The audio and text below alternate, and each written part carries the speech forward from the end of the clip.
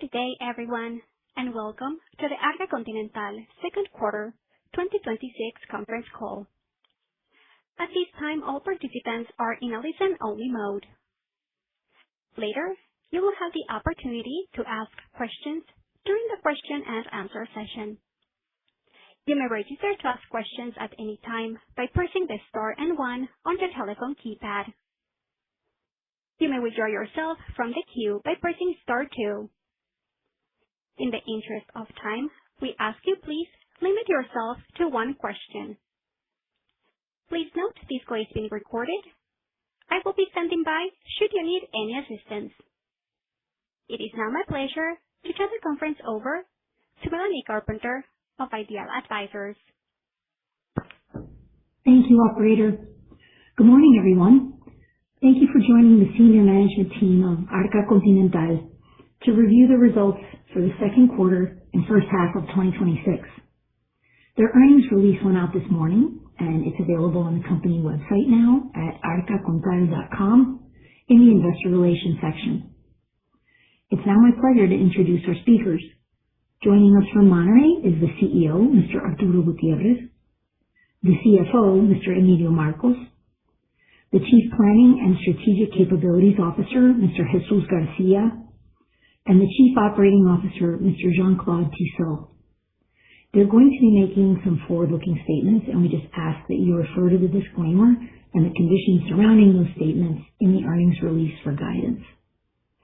And with that, I'm going to go ahead and turn the call over to the CEO, Mr. Arturo Gutierrez, who is going to begin the presentation. So please go ahead, Arturo. Thank you, Melanie. Good morning, everyone. We appreciate you joining us today to discuss our performance during the second quarter and first half of the year. Our quarterly results reflect the resilience of Arca Continental's business model and the discipline of our teams across markets. In a complex operating environment, we delivered positive consolidated volume, protected profitability, and continued advancing the capabilities that support sustainable growth. The factors we faced at the start of the year persisted throughout the first half, including a challenging consumer backdrop in some of our markets, volatility of input costs, and evolving regulatory dynamics. In this context, our focus remained clear. We leveraged precise revenue growth management, hedging strategies, rigorous cost control, and operating efficiencies, while staying close to our customers to create value across the entire chain. And now I will begin with our consolidated performance. Total consolidated volume remained positive, up 0.6% in the quarter and 1.7% year to date. Notably, our stills categories increased 2.4% on top of a 2.1% improvement in the prior year period, underscoring our ability to capture evolving consumption trends through a dynamic and innovative portfolio. Consolidated revenues were broadly in line with last year, both for the quarter and on a year-to-date basis, driven by effective pricing strategies and favorable mix effects. EBITDA was broadly stable, declining 0.2% in both the quarter and the first half of the year, with margins of 20.7% and 19.7% respectively. Overall, our performance once again demonstrates the strength of our business model and the solid fundamentals Arca Continental has built over time, allowing us to protect profitability, gain value share in key categories, and execute with excellence across all markets. Let me now provide more detail on the performance across our geographies, starting with Mexico.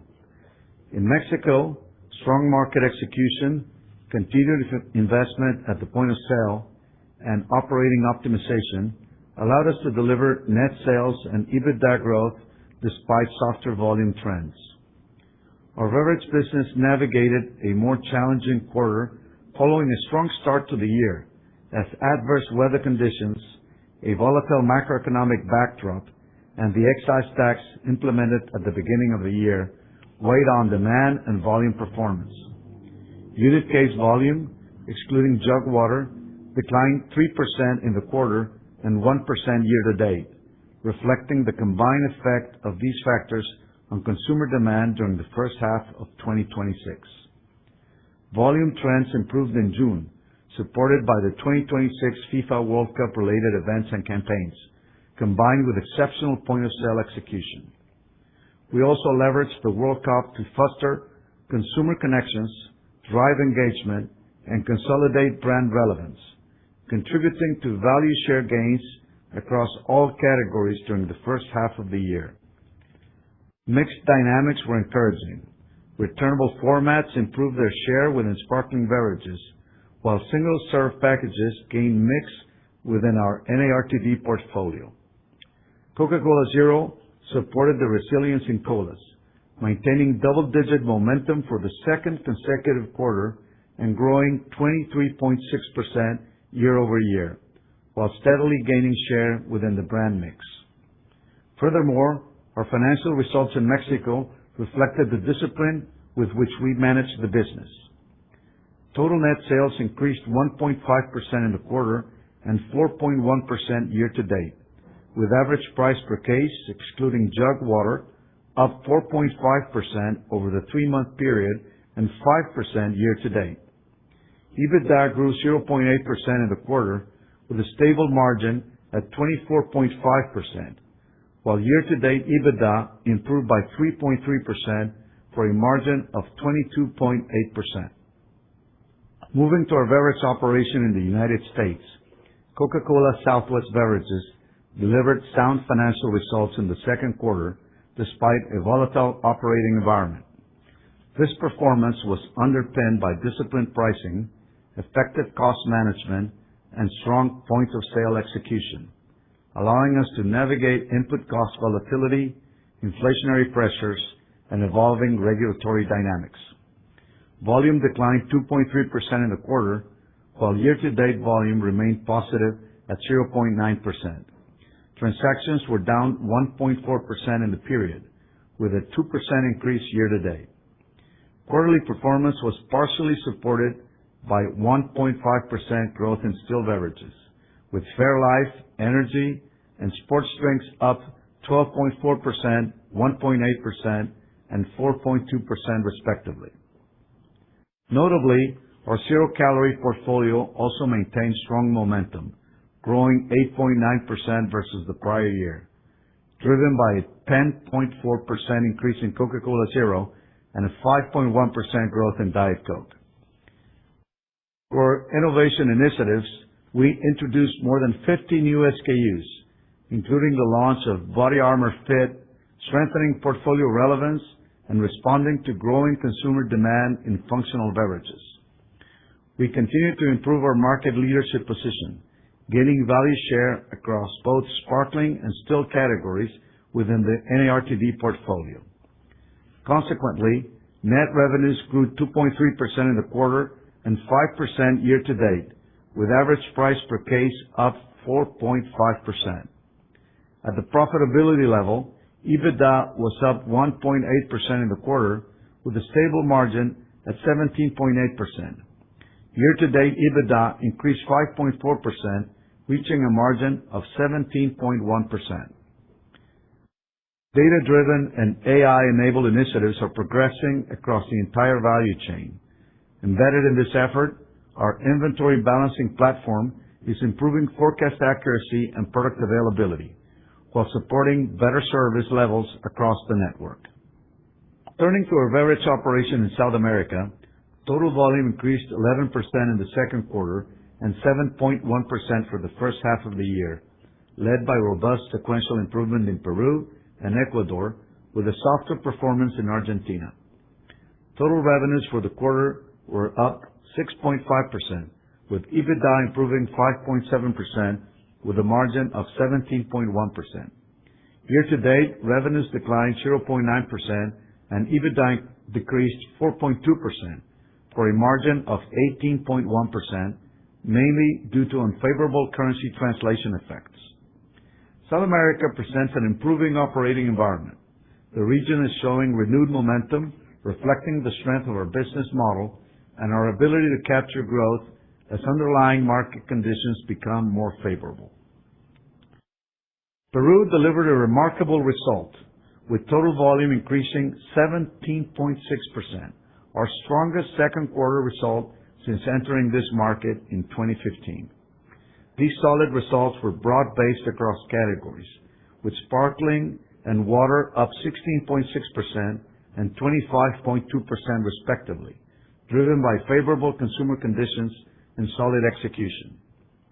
This performance echoes the momentum of our dual Coca-Cola and Inca Kola strategy, as well as our ability to capitalize on the capabilities we have built through consistent investment in the operation, particularly in cooler coverage, while expanding affordability, availability, and consumption occasions across the market. Channel trends were also positive, with all channels delivering double-digit improvements. This was supported by disciplined price pack initiatives and strategic investments made over the past several years, reinforcing Peru as a progressively important market within our business. In Ecuador, total volume increased 12.1% in the quarter and 8.8% year-to-date, proving excellence in our execution capabilities and fundamentals, which drove improvements in service levels and product availability. Growth was broad-based across categories, with sparkling and still beverages up 11.4% and 14.9% respectively, reinforced by positive momentum in both modern and traditional trade and a 29.4% quarterly uplift in Coca-Cola Zero. We gained value share in NARTD beverages, while the mix of single-serve packages improved 2%. In Argentina, total volume declined 8%, cycling growth of 11.6% in the same period last year. The traditional channel showed better dynamics, supported by targeted promotions, as well as activations linked to Coca-Cola's sponsorship of the 2026 FIFA World Cup.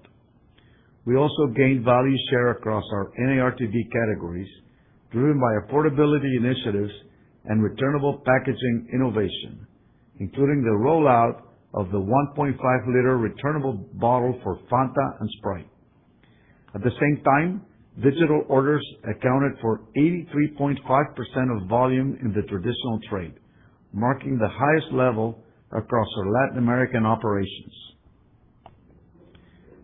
To wrap up our operations review, our food and snacks division posted a mid-single-digit decline in net sales during the quarter, primarily due to foreign exchange effects.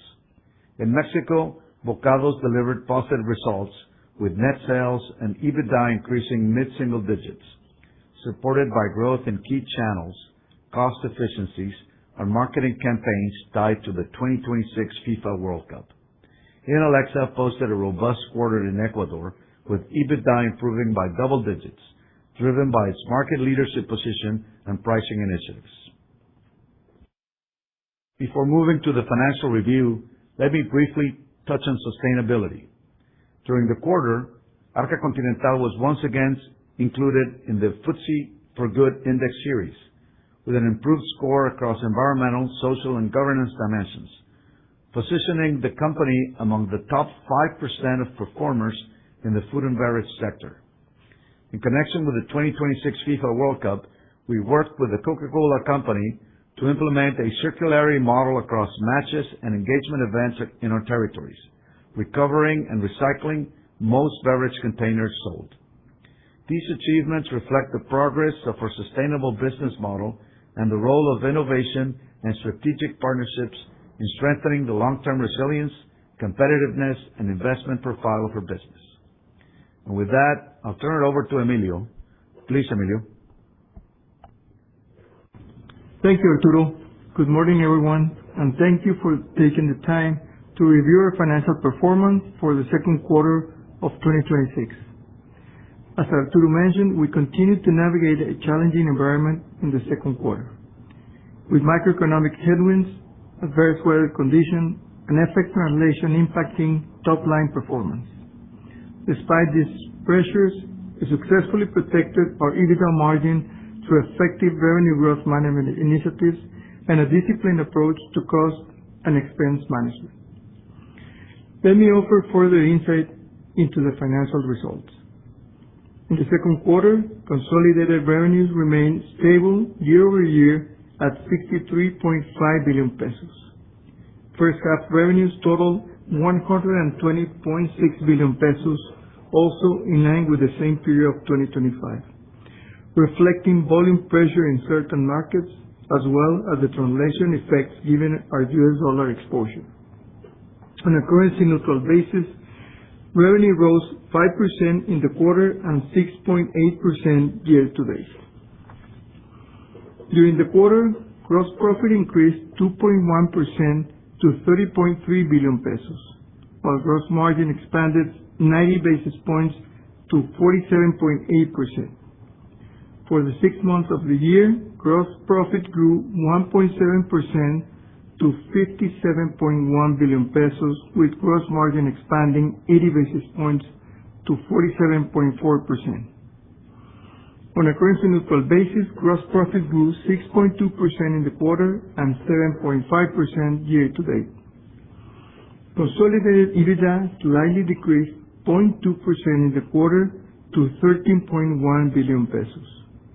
Despite a challenging operating environment, we maintain a solid EBITDA margin of 20.7%, reflecting our disciplined approach to cost and expense management.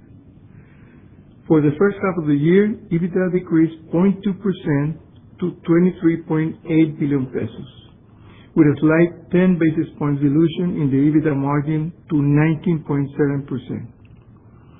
On a currency neutral basis, EBITDA grew 3.8% in the quarter and 5.4% in the accumulated period. Net income for the quarter decreased 9.4%, reaching 4.9 billion pesos, resulting in 80 basis points contraction in net profit margin. For the year-to-date period, net income totaled 8.7 billion pesos, marking a 9% decrease compared to the previous year, with an 80 basis points contraction in net profit margin, mainly explained by the dilution in the operating margin. Now moving on to the balance sheet. As of June, cash and equivalents totaled 28.5 billion pesos, with total debt stood at 61.9 billion pesos, resulting in a net debt to EBITDA ratio of 0.7 times. We declare extraordinary dividend of 2.50 pesos per share to be paid on August 5th. Combined with the ordinary dividend of 4.28 pesos paid in April, we reach a total distribution of 6.78 pesos per share. Looking ahead, while volatility is likely to persist, we remain confident in the resilience of our business and our ability to navigate challenges effectively.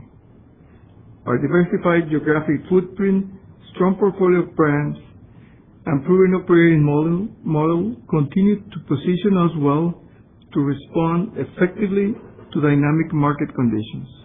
We will continue to leverage our core capabilities, execute with discipline, and maintain a prudent approach to cost and expense management. That concludes my review, and now I'll turn it back to Arturo. Please, Arturo. Thank you, Emilio. To conclude, let me reiterate our firm commitment to the full-year guidance shared at the beginning of 2026. Arca Continental is built to perform through different market cycles, capturing opportunities when market conditions are favorable and demonstrating resilience in more challenging environments, while building on our fundamentals, investing in the business, and strengthening our leadership over time. As we commemorate 100 years of partnership with the Coca-Cola Company, this relationship remains a key driver of shared value creation. Our alignment supports sustainable and profitable growth while opening new avenues across our markets. We are now ready to take your questions. Operator, please proceed. Thank you. At this time, if you wish to ask a question, please press star 1 on your telephone keypad. You may remove yourself from the queue by pressing star 2. In the interest of time, we ask you please limit yourself to 1 question. We'll take our first question from Lucas Ferreira with JP Morgan. Please go ahead. Your line is open. Hi, thanks for the question. Hi, everybody. So my question is on the Mexican market. If we can understand the sort of the business evolution from what I thought was a very first quarter now to a bit more challenging 2Q. And looking at the 2Q numbers, it feels like the weakness was a bit more concentrated on water and flavors, which I believe tends to explain a little bit the weather trends. Wondering if you guys can comment on the state of the Mexican consumers, so how you saw the evolution, right, from a very good first quarter to a bit more challenging 2Q now, if it's really more explained by weather, like I said in the beginning, or if macro, in your view, and elasticity of the consumer, it turns to be a bit more challenging. Just wanted to understand what to expect, for the rest of the year once we expect obviously some sort of a normalization of the weather as we go forward. Thank you very much. Thank you, Lucas. Good morning. Yeah, well, we thought Mexico had a very resilient quarter nonetheless. Volume has been above our expectations throughout the year, considering that, we have headwinds for the year, a combination of tax-related pricing pressure, elasticity, unfavorable weather, as you mentioned in the second quarter, that does affect when you look into a quarter isolated, and a softer consumer demand in the quarter. We are confident that our fundamentals are very strong. We're gaining market share in Mexico, and our performance is pretty much tracking in line or even slightly better than we initially anticipated, considering the circumstances. There are other factors that have impacted volume, some positive. We actually had a good month of June, and we will remain prudent in our assessment for the remainder of the year, but it has not changed our outlook for the year in Mexico. And with respect to water and flavors, I'll turn it over to Jean-Claude to give you more detail. Thank you, Arturo. Something that, if you allow me, I would like to reinforce about where are we, not just in Mexico, but in our 5 operations, is that we are gaining value share in all our operations. And that reinforces what you're saying about strengthening our strategy, strengthening our execution, our digital initiatives, and taking advantage of consumer initiatives such as the World Cup. Regarding flavors, there's a consumer preference that continues to evolve, with growth shifting toward categories such as ready to drink, hydration, isotonic. And part of the pressure in flavors and water reflects, honestly, those mixed changes rather than a structural market issue.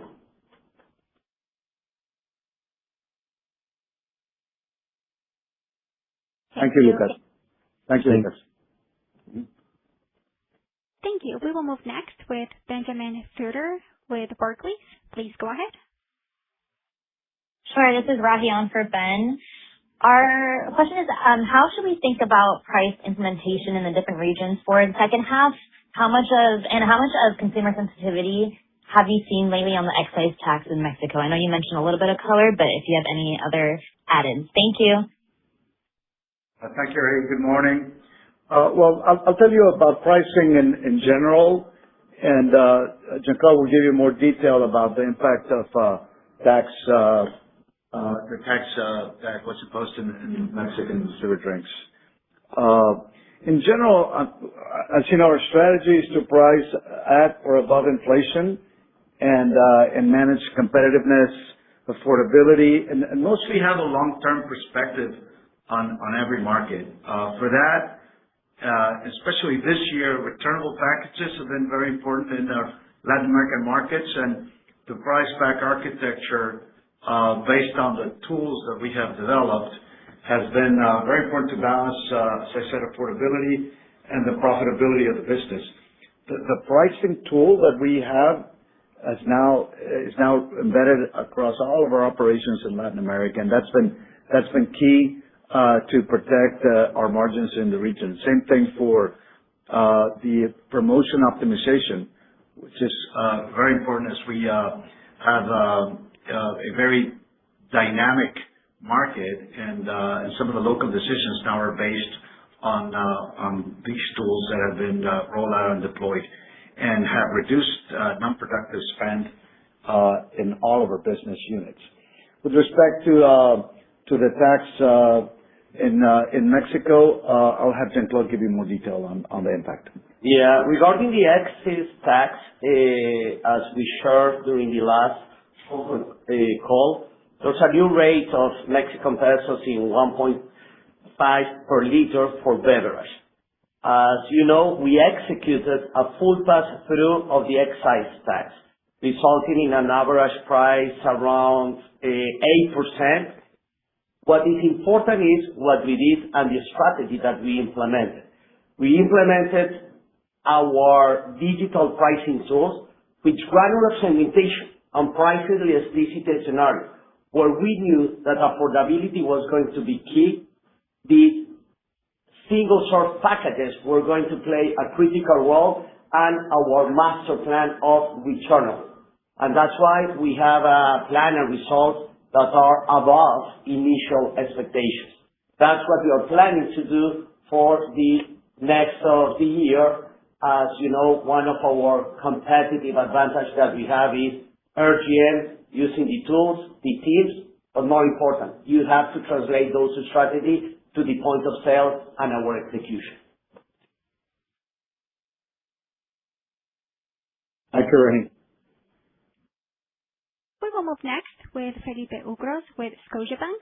Please go ahead. Thanks, operator. Good morning, Arturo and team.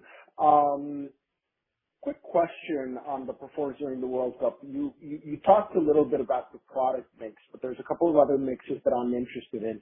One is I wanted you to talk about the digital tools and how they behaved during a period where consumer traffic and behavior is perhaps not what you would usually have during an average summer.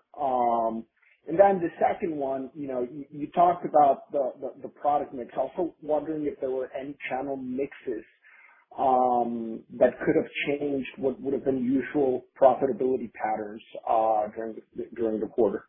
Thanks a lot.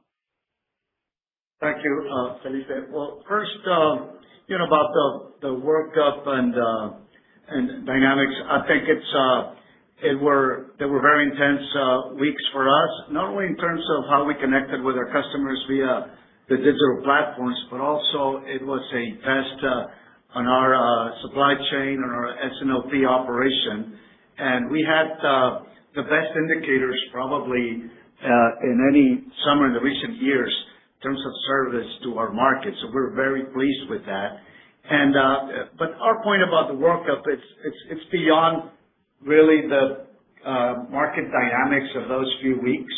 It really serves as a very powerful platform to strengthen customer and consumer connections beyond the weeks of the tournament. And what we did with collector packaging, with the activations, with the album, the Panini albums, the consumer promotions in every country, that really for us is a way to strengthen brand relevance, marketplace execution, and those consumer connections and customer partnerships really extend well beyond the weeks of the tournament itself. That was the intent of how we activated the World Cup, and naturally it creates new consumer and consumption occasions. And for example, we had 2 million visitors in Texas. We had more than 2 million FanFest attendees in our venues in Monterrey and Guadalajara. So that is not probably the typical consumption occasions that we have in these weeks, but in general, I think we're looking beyond the immediate impact of the event and creating those connections for our brands, particularly Coke Zero and Powerade. Thank you. Thank you. Thank you, Felipe. Our next question comes from Ricardo Alvarez with Morgan Stanley. Please go ahead. Hello, Arturo, Emilio. Thanks for the call. I had a question on maybe more longer term, less related to the quarter specifically. I think that the deceleration that we saw in your volumes in Mexico, sequentially speaking, I think that it's been across the board when we think about the Mexican consumer. With that in mind, with a more elastic consumer, if you will, what's been your main strategy? What's been keeping you awake at night in terms of the main short-term changes that you have to execute? Are you more focused on attacking affordability issues more aggressively with the returnables? I think that I don't remember who exactly was mentioning the pack size on the single side, or is it a channel focus shift? I'm just curious with, 2026 has been a tough year, right? You had the excise tax that you had to price through, and now you have a consumer that is kind of lackluster. You had a good start in the first quarter, second quarter decelerated. It seems a very dynamic environment. So I'm curious to hear, number one, where is your focus in terms of adapting your strategy? And maybe more important, where you are in this path of, executing more on the affordability, maybe pricing or more aggressive, more tactical pricing. Just curious to hear your thoughts on that. Thank you.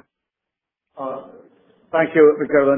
Really, really important question. As we look into Mexico, I think we see that this is a great example of what we've been saying about being resilient in situations where we have headwinds in the operation short term, and being able to protect our market leadership, as Jean-Claude was mentioning, with share market, protect our profitability also. And because we know that we're going to, have better times, so we're going to capitalize on the fundamentals of the business. And actually, this particular quarter, we have kind of the two examples of what we do. We're resilient in difficult circumstances like Mexico, and then we really thrive when we have some tailwinds, like in the case of Peru now. So talking about the priorities, beyond what is the day-to-day execution, attention to detail that obviously we want to reinforce when we have challenging times, I would say there are three things that are really, really important for us this year and are, I would say, consistent in our strategy, in our playbook. One is the price pack architecture, pricing tools, combining returnable packages with the one-way packaging, the single-serve, multi-serve, protecting affordability, protecting actually some packages that we want to make very competitive, and at the same time have the profitability and the margins of the business that we aim to have. So that's really important, and for that we have new tools that have been very useful in this year and the previous years in Mexico and Latin America.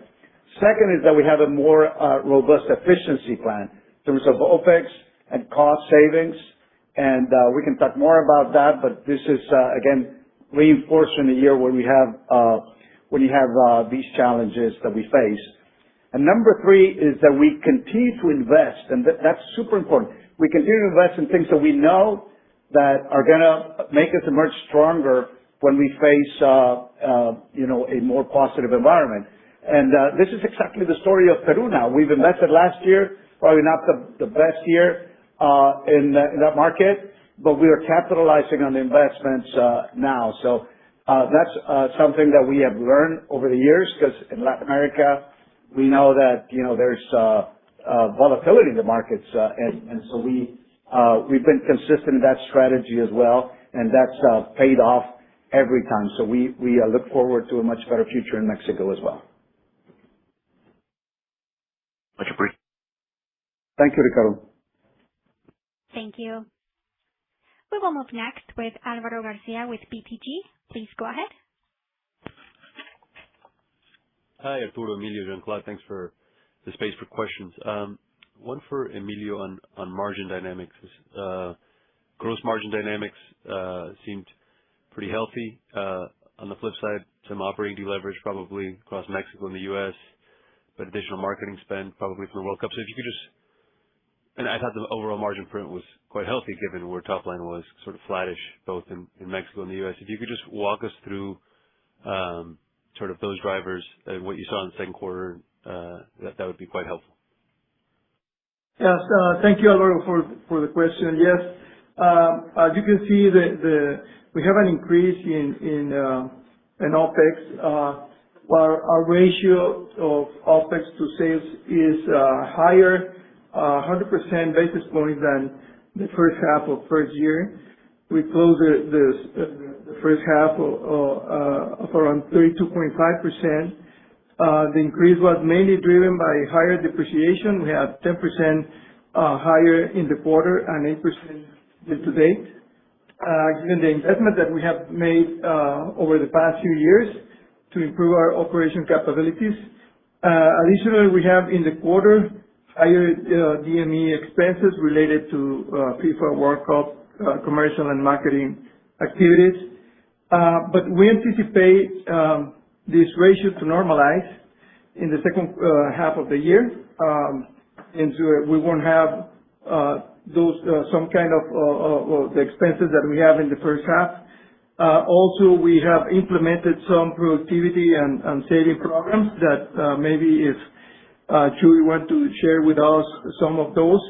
That will allow us to end the year on a ratio of around 32%.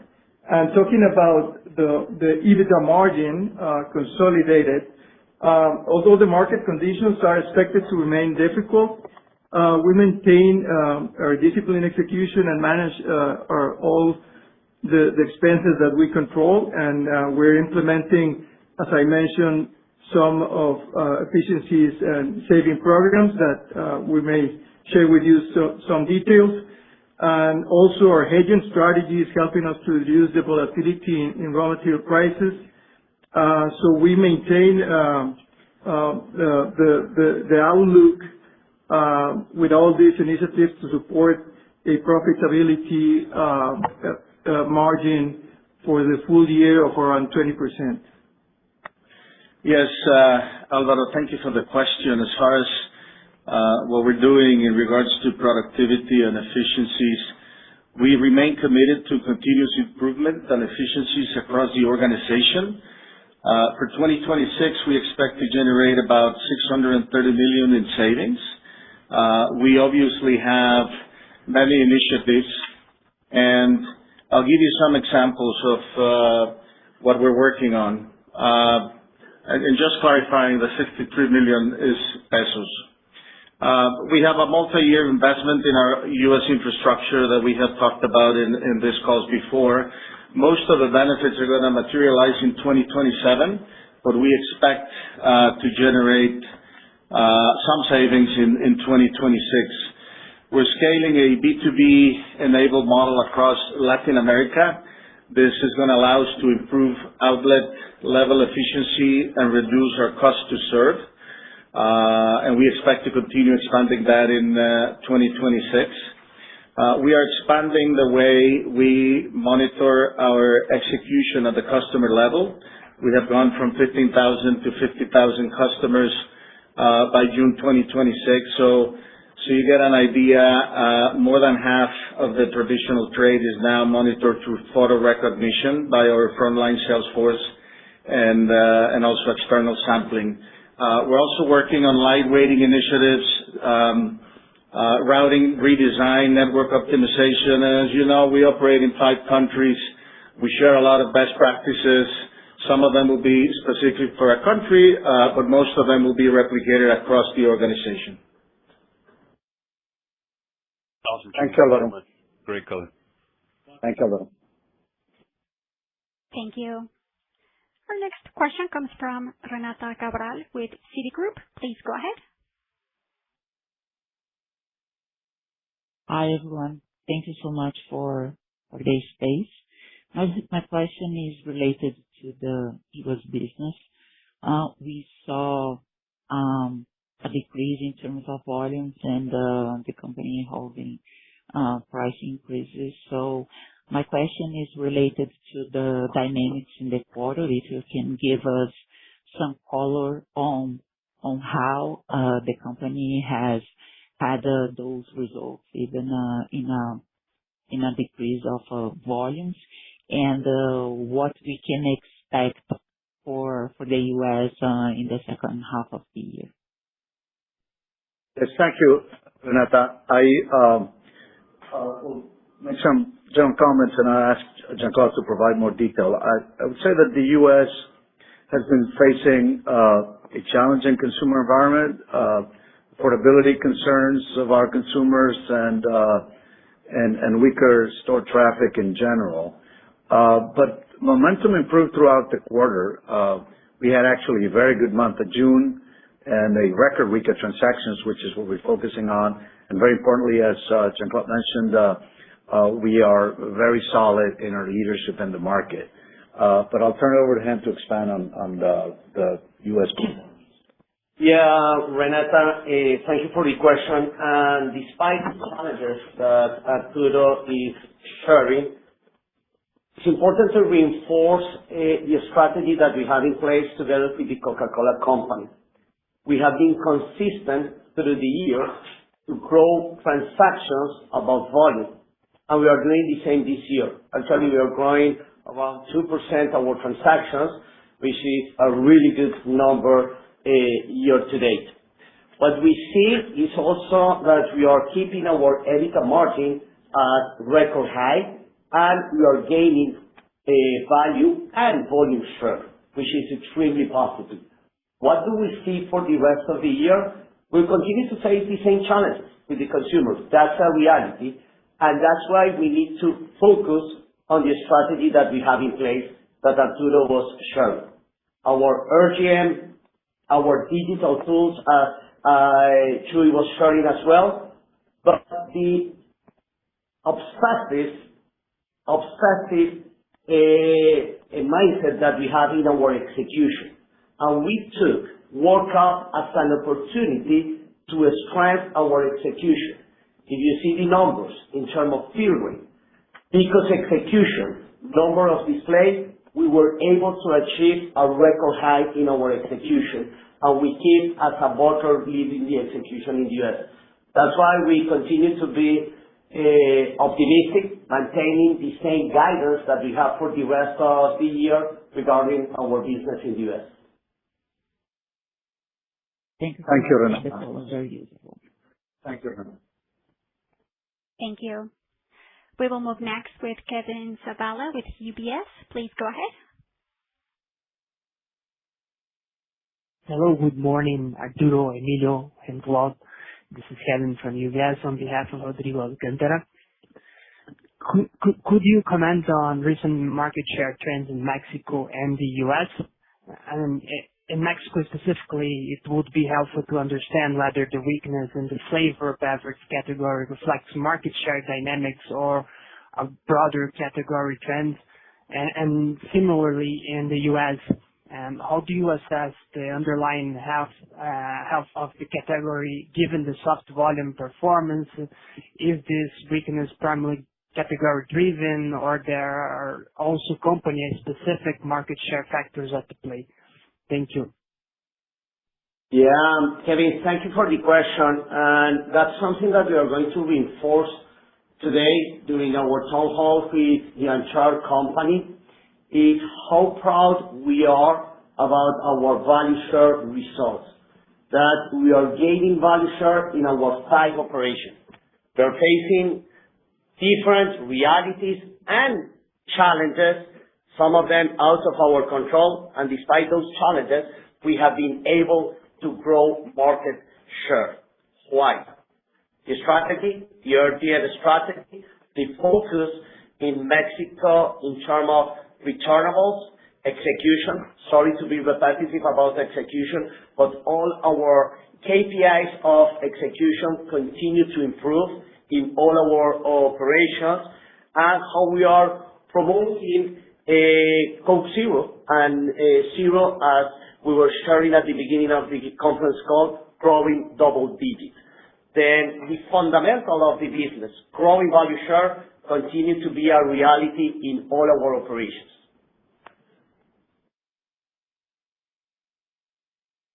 Thank you, Kevin.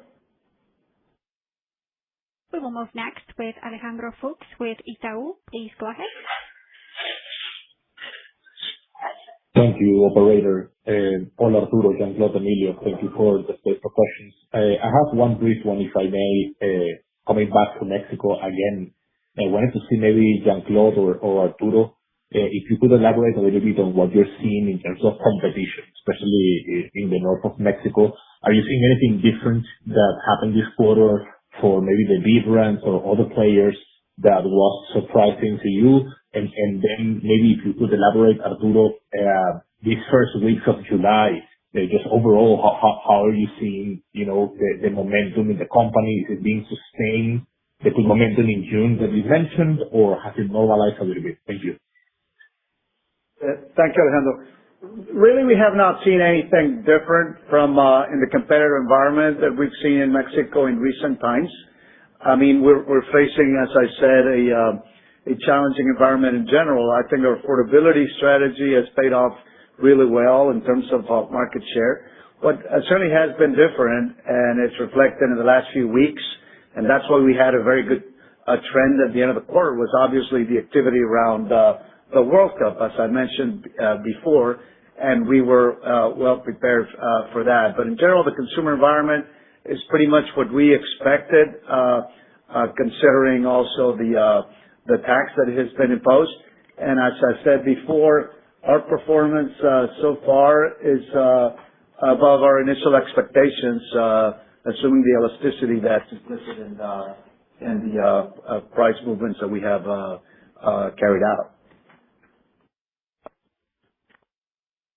Super clear. Thank you, Arturo. Thank you. Thank you. We will move next with Fernando Olvera with Bank of America. Please go ahead. Hi, good morning, and thanks for the space for questions. Maybe if you can give us more, or my question is related to South America, if you can give us more color about the main drivers that explain the strong demand seen in Peru and Ecuador during the quarter, and if this performance is in line with your initial expectations or above, and what should we expect in coming quarters? Thank you. Thank you, Fernando. I'm going to take that question. Then we have been able to demonstrate at Arca Continental that when we face challenges, headwinds, we are resilient. But at the same time, when we have tailwinds, we take advantage of those tailwinds. But why? Because we have been investing in the business, because we have a clear strategy in place, because we focus on the execution. And that's what we are doing in Peru and Ecuador. Focus on RGM initiatives about affordability, reinforcing returnable, something that is working extremely well in Peru that we shared during the last conference call, the strategy of the dual strategy, supporting Inca Kola and Coca-Cola at the same time is driving extremely good results. Weather is helping as well, but we are taking advantage of that weather that is helping us to improve our execution and results. We expect, and results are above our original expectations in both countries, and we expect that for the remainder of the year, we will continue to deliver with a similar trend. Okay, great. Thank you. Thank you, Fernando. Thank you. We will move next with Enrique Brustolin with Bradesco. Please go ahead. Hello, everyone. Thank you for taking my question. Arturo, I would like to move back to Mexico only on the discussion of the guidance, right? That, if I recall correctly, the guidance for mid-single digit top line growth, it applied for all the markets, right? And in Mexico, you are well on track with that for the first half of the year, but Q2 was a deceleration and, implicit in the mid-single would need to see a re-acceleration, right, of top line growth in the second half of the year relative to where it was in Q2. Just wondering if you could qualify a little more on where you see the main drivers for top line growth accelerating on the back half of the year. If it's more comfort on, volumes recovering from the performance in Q2, if it's more on the maybe incremental pricing front, I think that would be really helpful. Thank you. Yes. Thank you, Enrique. Well, we have not changed our guidance for 2026. As you well said, it's sales growth in the mid-single digits, and that would be currency neutral for the year. We are keeping our guidance in CapEx as well for the year. That takes into account the situation in Mexico that, as I mentioned, it's been challenging. We are confident we're going to navigate this environment effectively. It's not going to be our best year in terms of growth, and we have certainly some tough comps by the end of the year that also we have to take into account. We're looking here more at the long-term perspective in Mexico and investing in the future, reinforcing our fundamentals, reinforcing our supply chain, and we're very satisfied with what we've done, leveraging returnable packaging, et cetera. It's not that we're expecting spectacular growth, but that's pretty much embedded into our guidance for the year. Thank you. Thank you, Enrique. Thank you. We will move next with Vanessa Quiroga with Eternal Capital. Please go ahead. Hi. Thank you for taking my question.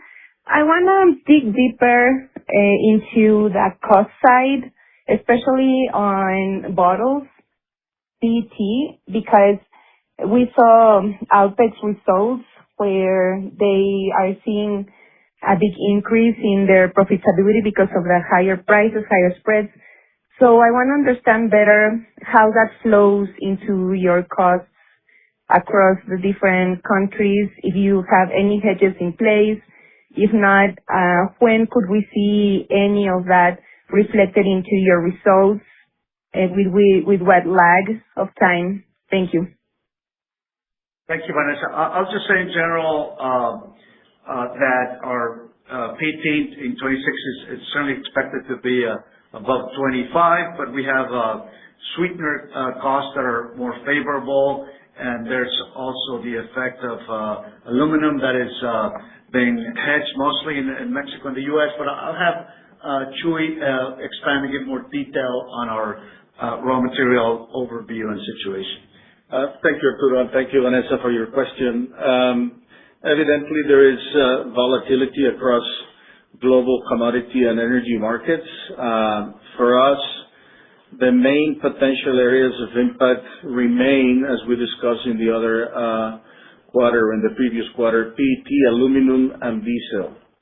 Having said that, on aluminum, we have fully hedged 2026 on LME for Mexico, 97% for the U.S., Midwest 50% in the U.S. PET prices continued to trend upward across our operations during the quarter. They did remain broadly similar to those observed in the first quarter, but we will get some pressure on PET. Most of that impact has been contained in the U.S. We expect a bit of pressure in Mexico and South America, but overall, our hedging program, the agreements we have in place with our suppliers, the sourcing strategy, and ongoing cost control leave us well positioned to mitigate these pressures and support the profitability of the organization. And in peso terms, Mexico PET also has a more favorable environment because of the exchange rate. Thank you, Vanessa. Okay, thank you. Thank you. We will move next with Diego Hardium with Bloomberg Intelligence. Please go ahead. Good morning, Arturo, Emilio. Thank you for taking my question. I wanted to ask a follow-up on Felipe's and Renata's question here, basically on U.S. and World Cup. In the last quarter, we mentioned You talked a little bit about the rollout of the suggested order tool in the U.S. So just wondering how that's evolving, specifically in the second quarter that we had World Cup. So I understand that could be a little bit of a boost for engagement. Also, I know we also talked about Peru, but since it had such an amazing performance, just wondering if we could discuss a little bit on how the dual strategy between Inca Kola and Coca-Cola played a role. I understand that we're entering a phase of capitalizing on investments. So yeah, I'm just trying to give a little bit more of weight to Peru's performance here. Thank you. Thank you. I'll address the question on Peru, Thiago, and then I'll turn it over to Jean-Claude. But what I would say is that, yeah, this dual strategy in Peru, it's pretty unique. If you look at the Coca-Cola system in the world, there's probably no other market where you have this great advantage. And you've been to Peru, you know how Inca Kola has this very strong connection with consumers, with certain consumption occasions, with meals. And look at the growth of those two brands at the same time, 18%, 12% respectively. That tells you a lot about how they reinforce each other in the marketplace. And probably have not capitalized fully that in the recent past. So we're very confident that that's still going to bring growth. And we're projecting further growth in Peru in the rest of the year. So we're confident this is very sustainable going forward, and also in profitable terms. So that would be for Peru. I'll ask Jean-Claude to address your question on the U.S. Maybe something just to reinforce a little bit about Peru is that alignment with the Coca-Cola Company behind the dual strategy, how to strengthen also and to capture the opportunities in rural areas is working. And that's the mindset that we have about being a market developer. That's our role as a bottler.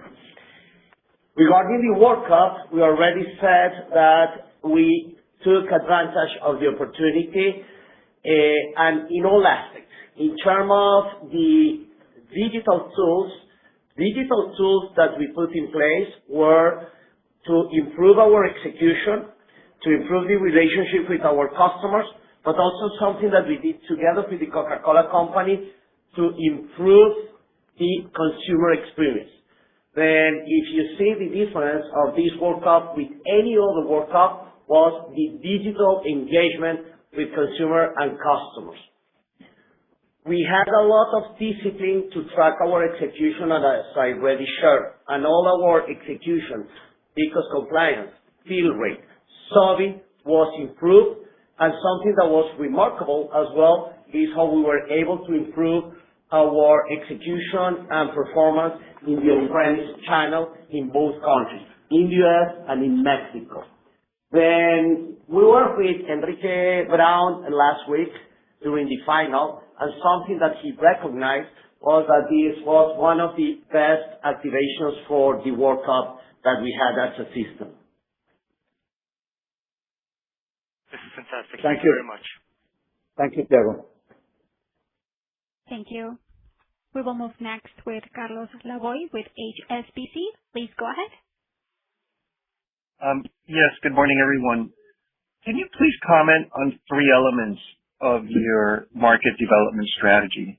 The first one is, how are you driving both affordability and premiumization in Peru against the discount competitors? Do you need more refillable capacity there?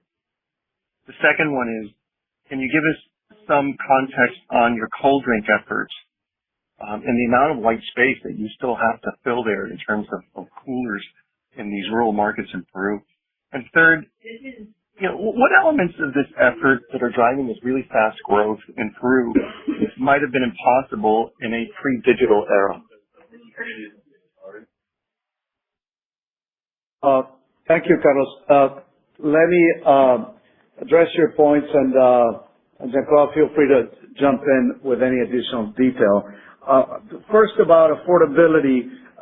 Certainly investment is also relevant there, as you know, the physical cases of both sparkling Coke and flavors that we've introduced are very important to balance that strategy that you mentioned and make sure that we maintain the profitability and premiumization of the category, but at the same time have the price points and the price pack architecture that we know works in the marketplace.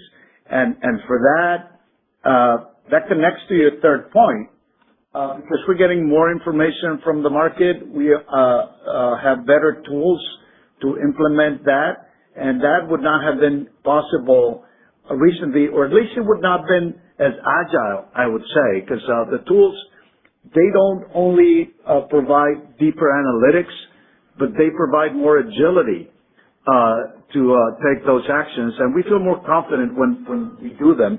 So that's really important. In terms of cold drink equipment, we've invested heavily on cold drink units last year and continued this year. But if you look at the penetration of coolers in Peru, it's still really low as compared to Mexico. I mean, it might be 60%, and Mexico we're above 80%. So it tells you there's an opportunity. It's obviously it requires, again, having the right strategy to do it, especially when you go into the rural areas. That's been also part of the success in Peru, as Jean-Claude explained, being successful in the provinces in that country as well.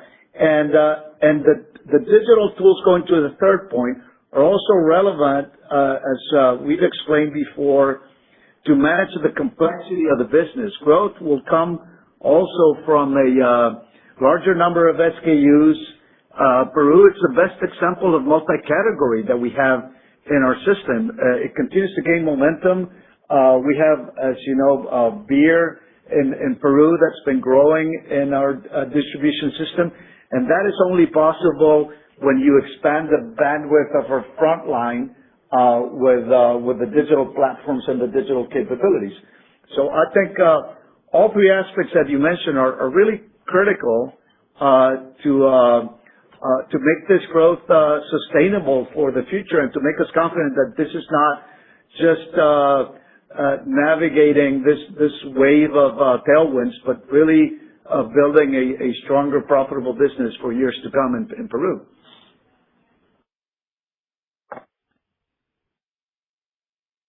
Thank you. Thank you, Carlos. And this concludes today's Q&A portion. I would like to now turn the conference back to Arturo Gutierrez for any additional or closing remarks. Thank you, operator, and everybody for joining today's call. Thank you for your interest in Arca Continental. And if you have any follow-up questions, our investor relations team remains available to assist you. We hope you enjoy the rest of your summer and look forward to speaking again in the fall. Have a great day. Thank you. This brings us to the end of today's meeting. We appreciate your time and participation. You may now disconnect.